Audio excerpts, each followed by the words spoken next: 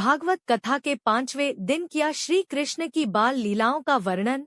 कुशलगढ़ नगर के नई आबादी में बारोड़िया परिवार द्वारा आयोजित श्रीमद् भागवत कथा में सभी भक्तों को पंडित पंकज दवे द्वारा पंचम दिवस की कथा श्रवण कराई गई, जिसमें श्री कृष्ण की बाल लीलाओं का वर्णन किया गया।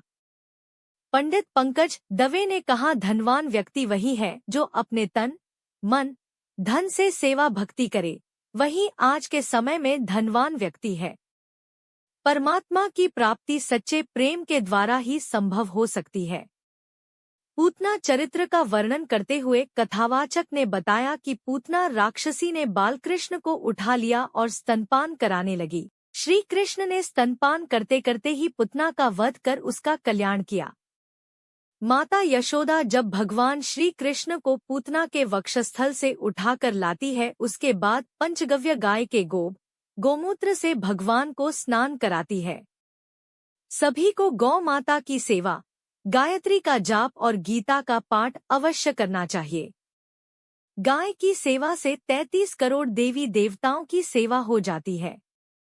भगवान व्रजर्ज का सेवन करके यह दिखला रहे हैं कि जिन भक्तों ने मुझे अपनी सारी भावनाएं व कर्म समर्पित कर रखे हैं, वे मेरे कितने प्रिय हैं।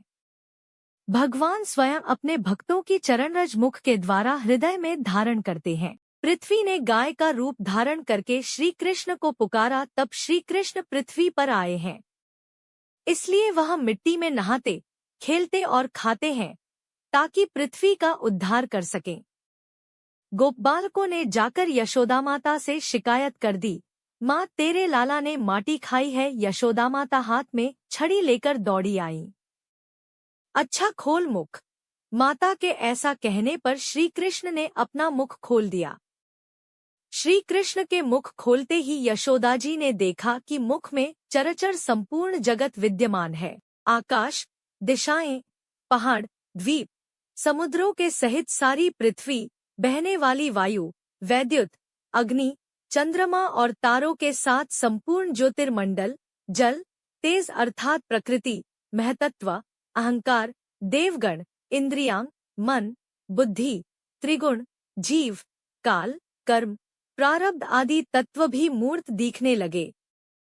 पूरा त्रिभुवन है, उसमें जम्बूद्वीप है, उसमें भारतवर्ष है और उसमें यह ब्रज में नंद बाबा का घर में भी यशोदा और वह भी श्री कृष्ण का हाथ पकड़े।